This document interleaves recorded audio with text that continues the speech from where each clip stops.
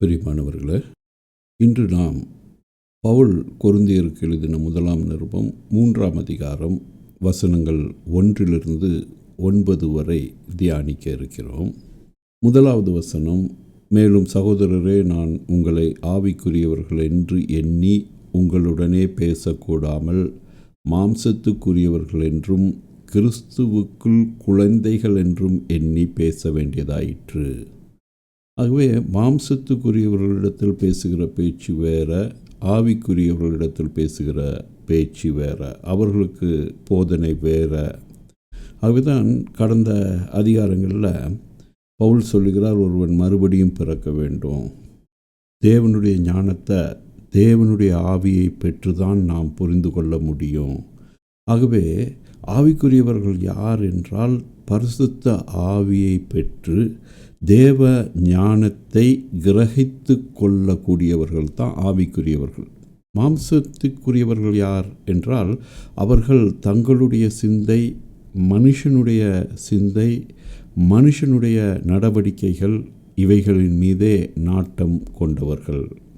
நீங்கள் பலன் இல்லாதவர்கள் ஆனால் உங்களுக்கு போஜனம் கொடுக்காமல் பாலை குடிக்க கொடுத்தேன், இன்னமும் நீங்கள் மாம்சத்துக்கு உரியவர்களாய் இருக்கிறபடினால் இப்பொழுது உங்களுக்கு பலன் இல்லை. ஆகவே பிரியமானவர்களே, நம்ம ஆவிக்குரிய காரியங்களை கற்றுக்கொள்ளணும், சத்திய வசனத்தை கற்றுக்கொள்ளணும் என்றால் நமக்கு ஒரு பலன் வேண்டும் என்பதை இங்கு பவுல் வலியுறுத்துகிறார். அது என்ன பலன் என்றால், தேவன் தரும் பலன், தேவ பலன். நம்ம அநேக வேளையில் நம்மளுடைய பலனை, மனுஷனுடைய பலத்தை நம்பி நிற்கிறோம் பிரியமானவர்களை. அது சத்தியத்தை கற்றுக்கொள்ள ஒரு பலவீனமாக கருதப்படுகிறது. ஆகவே தான் பவுல் சொல்லுகிறார், உங்களுக்கு பலன் இல்லை.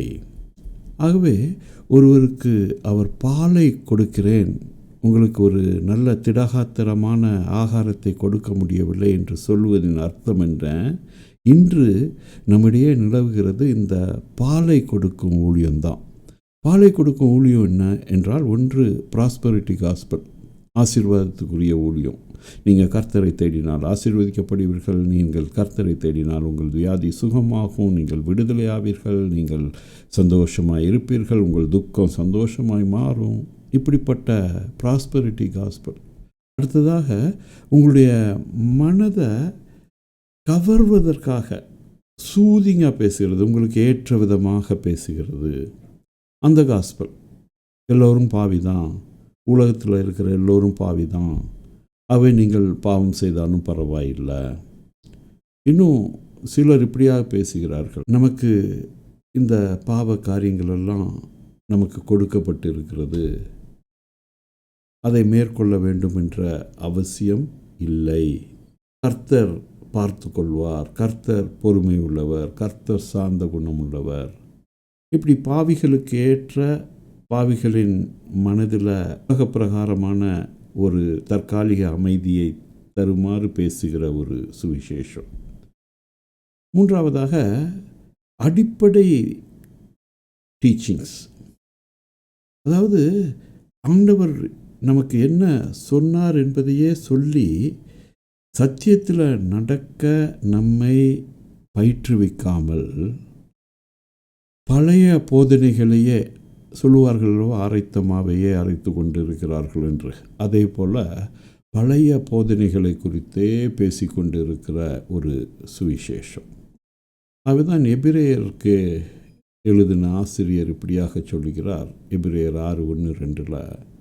ஆகையால் கிறிஸ்துவை பற்றி சொல்லிய மூல உபதேச வசனங்களை நாம் விட்டு செத்த கிரியைகளுக்கு நீங்களாகும் மனம் திரும்புதல், தேவன் பேரில் வைக்கும் விசுவாசம், ஞானஸ்நானத்துக்கு அடுத்த உபதேசம், கைகளை வைக்குதல், மரித்தோரின் உயிர்த்தெழுதல், நித்திய நியாய தீர்ப்பு என்பவைகளாகிய அஸ்திபாரத்தை மறுபடியும் போடாமல் பூரணராகும்படி கடந்து போவோமாக.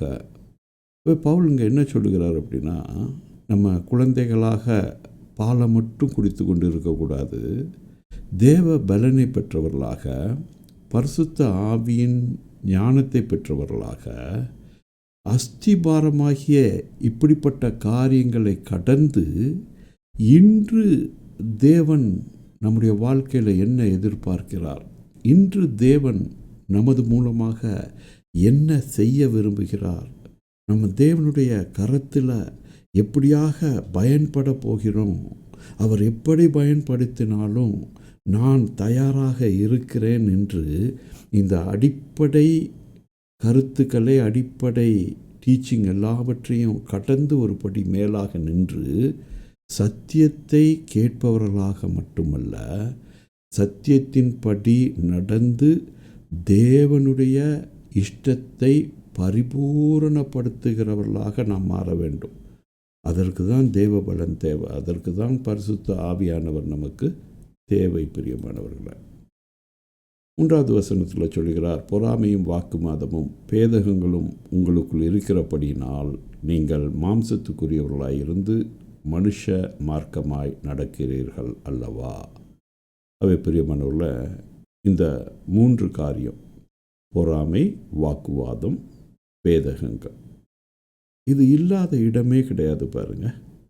அப்போ இது இருக்கிறது என்றால் நாம் இன்னும் பாலை குடித்து கொண்டிருக்கிறோம், இன்னும் மாம்சத்துக்குரியவர்களாக இருக்கிறோம், இன்னும் நாம் ஆவிக்குரியவர்களாக மாறவில்லை என்பது அர்த்தமாகிறது. பிரியமானவர்களே, மனுஷ மார்க்கமாய் நடப்பது என்பது என்ன?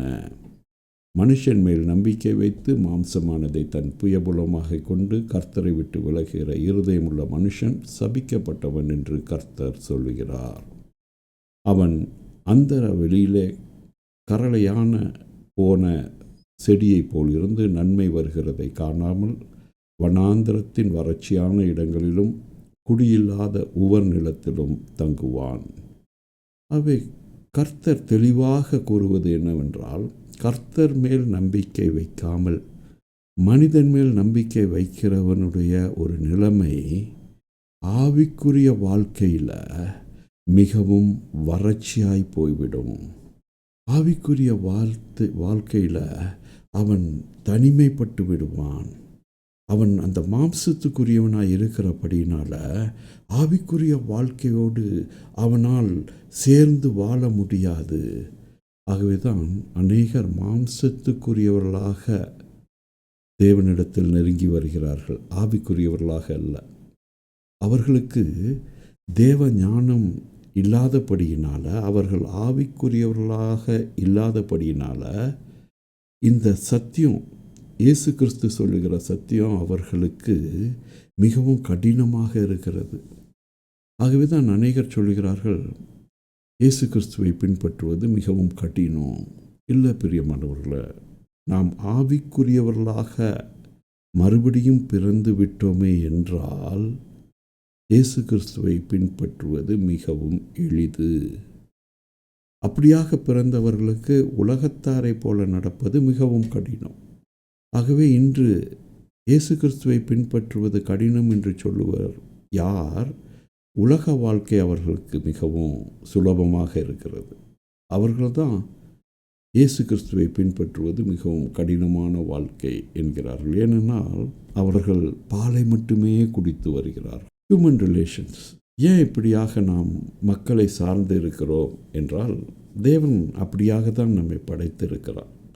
ஆனாலும் அப்படி படைத்த தேவன் அவரை நாம் சார்ந்திருக்க வேண்டும் என்று எதிர்பார்க்கிறார். ஆகவே நாம் என்ன செய்கிறோம்? இது தேவனுக்கு பிரியமா என்று நாம் யோசிப்பதில்லை. மனுஷர்களுக்கு பிரியமாய் இருக்கிற காரியங்களை, அவர்கள் நம்மை நல்லவன் என்று சொல்லத்தக்கதாக அவர்களுடைய அக்செப்டன்ஸ்க்காக நிறைய காரியங்களை செய்கிறோம். அதற்காக சில வேளைகளில் சத்திய வசனத்தையும் நாம் விற்று போடுகிறோம். நம்முடைய வாழ்க்கையின் லட்சியம் என்ன இருக்கிறது என்றால், மற்றவர்களை பிரியப்படுத்த வேண்டும். இந்த உலகத்தில் இருக்கிற எல்லோரையும் நாம் பிரியப்படுத்த முடியாது பிரியமானவர்களே. இந்த உலகத்தில் இருக்கிற மக்கள் என்ன, நமக்கு ஆண்டவர் கொடுத்திருக்கிற அந்த சிறிய கூட்டத்தினரை கூட அவர்களில் எல்லோரையும் நாம் பிரியப்படுத்த முடியாது. இது சத்தியம், இது உண்மை, இதை நம்ம தெரிந்து கொள்ளணும். ஆகவே அவர்களை பிரியப்படுத்துவதில் நேரத்தை செலவழிப்பதை விட தேவனை பிரியப்படுத்துவது, மிகவும் அவசியம், அது மிகவும் ஆசீர்வாதமானது. ஆகவே நாம் தேவனை பிரியப்படுத்துவர்களாய் மாற வேண்டும். ஆகவே நாம் மனுஷரை பிரியப்படுத்துவர்களாய் இருக்கும்போது நாம் என்ன செய்கிறோம்? ஊழியக்காரர்களை சார்ந்து இருக்கிறோம். அப்படியாக சார்ந்து இருக்கும்போது ஒரு ஊழியக்காரரை உயர்த்தி வைக்கிறோம், மற்றொரு ஊழியக்காரரை தாழ்த்துகிறோம்.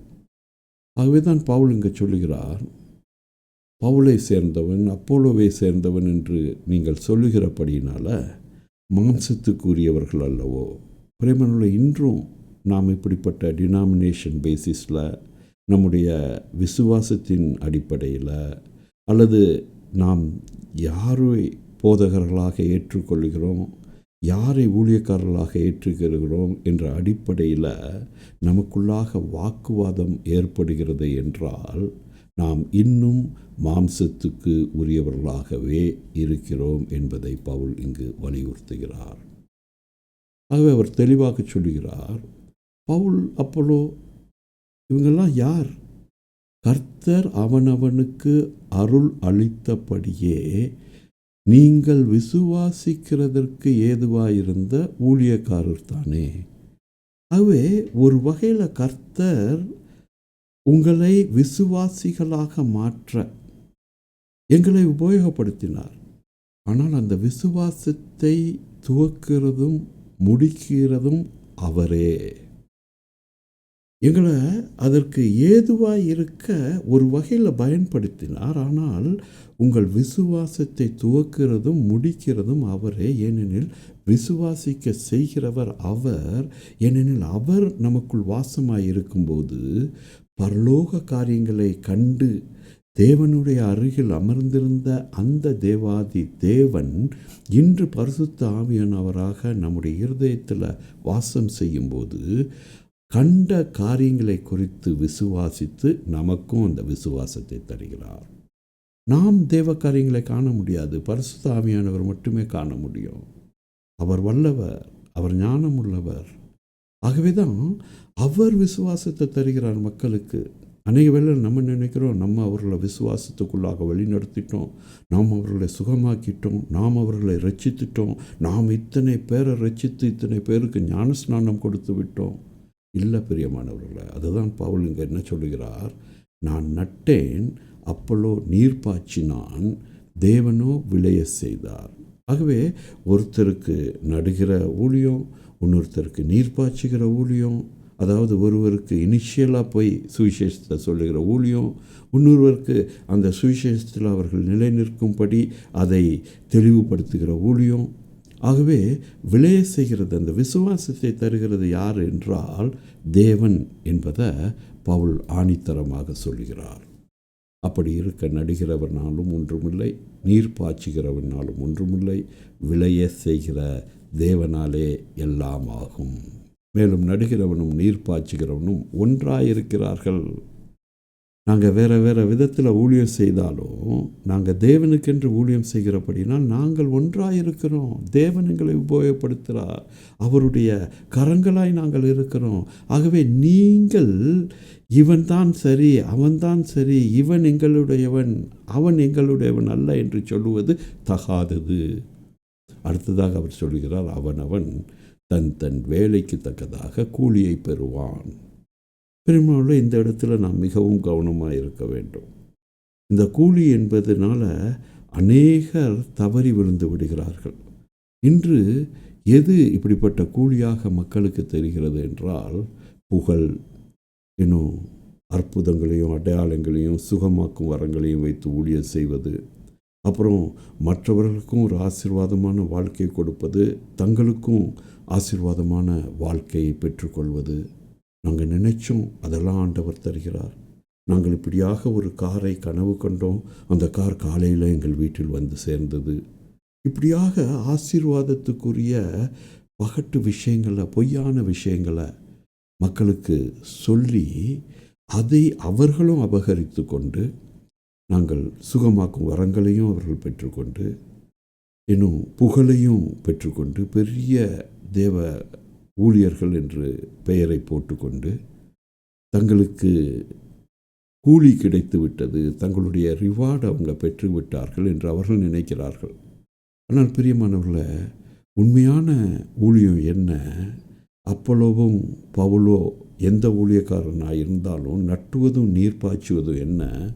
நட்டுவது முதலாவது ஒருவனுடைய இருதயத்தில் சமாதானத்தை தருகிறது.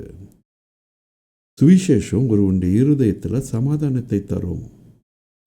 ஏன்னா சமாதானம் இல்லாமல் அவன் தேவனுடைய காரியங்களை கற்றுக்கொள்ள முடியாது. ஆகவே அந்த அடிப்படையான சமாதானத்தை சுவிசேஷம்தான் தரும். அடுத்ததாக அந்த சமாதானத்தோடு கூட அந்த நற்செய்தி அவன் கேட்கும்போது தான் எப்படியாக ரட்சிக்கப்பட்டு விட்டான் என்பதை புரிந்து கொள்ளுகிறான். மூன்றாவதாக, ரட்சிக்கப்பட்ட நான் நித்திய ஜீவனை சுதந்திரித்து கொள்ள வேண்டும். அதில் எந்த விதத்திலையும் நான் தவறு செய்து அதை இழந்து விடக்கூடாது என்ற ஒரு லட்சியத்தோடு கூட வாழ விரும்புகிறான். இதுதான் உண்மையான கூலி. ஆகவே அவன் உணர்ந்து வேலைக்கு ஏற்றதான கூலியை பெறுவான் என்பதில் நாம் புரிந்து கொள்ள வேண்டும் பிரியமானவர்களே. இப்படிப்பட்ட கூலி அல்ல. இன்னும் ஆழமான கருத்து என்ன என்றால், நாம் முதலாவதாகவே கூலியை பெற்றுக்கொண்டபடியினால், ரட்சிப்பை பெற்றுக்கொண்டபடியினால், பாவ மன்னிப்பை பெற்றுக்கொண்டபடியினால், நித்திய ஜீவனை சுதந்திரித்து கொள்ள போவதினால நாம் கர்த்தருக்கு ஊழியம் செய்கிறோம். வி ஆர் ப்ரீபெய்ட் பிளானில் இருக்கிறோம் பிரியமானவர்களே. இன்னும் மக்கள் போஸ்ட்பெய்டுக்காக இன்னும் ரிஜிஸ்டர் பண்ணிக்கிட்டே இருக்கிறாங்க. இல்லை, ஒவ்வொரு ஊழியக்காரனும் ஒவ்வொரு விசுவாசியும் ப்ரீபெய்ட் பிளானில் இருக்கிறோம். அதை நம்ம நன்றாக விசுவாசிக்கணும். நாங்கள் தேவனுடைய உடன் வேலையாட்களாக இருக்கிறோம். நீங்கள் தேவனுடைய பண்ணையும் தேவனுடைய மாளிகையுமாய் இருக்கிறீர்கள். அவை யாரெல்லாம் தேவனுக்கென்று எதையோ செய்ய விரும்புகிறார்களோ அவர்களெல்லாம் தேவனிடத்தில் ஆத்துமாக்களை சேர்க்கிறவர்களாக இருக்க வேண்டும். அதுவும் பெரிய பண்ணை நமக்கு கொடுக்கப்பட்டு இருக்கிறது. ஆகவே நமக்கு ஊழியம் செய்ய வாய்ப்பில்லை, சுவிசேஷத்தை சொல்ல வாய்ப்பில்லை, தேவனுடைய அன்பை சொல்ல இடமில்லை என்று சொல்லவே முடியாது. எங்கு சென்றாலும் வாய்ப்புகள், எவ்விடத்திலும் வாய்ப்புகள். ஆகவே அந்த இடத்துல தேவனுடைய அன்பை பறைசாற்றுகிறவர்களாய், நாம் பாலை குடிக்கிறவர்களாக அல்ல, நாம் திடகாத்திரமான ஆகாரத்தை சாப்பிடுகிறவர்களாகவும் மற்றவர்களையும் அப்படிப்பட்ட ஆகாரத்தை சாப்பிட செய்கிறவர்களாகவும் இருக்க வேண்டும் என்று இந்த பகுதியில் பவுல் நமக்கு வலியுறுத்துகிறார். தேவன் தாமே இந்த வார்த்தைகளை ஆசீர்வதிப்பாராக. ஆமென்.